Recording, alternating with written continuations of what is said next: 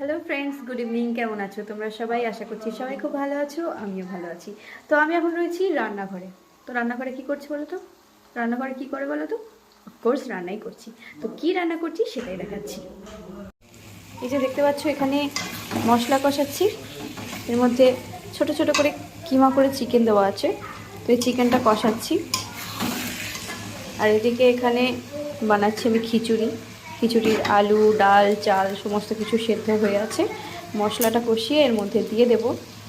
আর এই যে এখানে ফুলকপি ভেজে রেখেছি, এই ফুলকপিটাও লাস্টে চিকেনটার সাথে একটু কষিয়ে নেব, কেননা ফুলকপিটা অলমোস্ট সেদ্ধ হয়েই আছে। তোমরা কারা এভাবে খিচুড়ি খেতে ভালোবাসো বা পছন্দ করো অবশ্যই কমেন্টে জানাবে। আমার তো খিচুড়ি খেতে বেশ লাগে, সেটা যেভাবেই হোক না কেন, নর্মাল সবজি দিয়ে বানিয়ে দিলেও আমি বেশ ভালো খাই।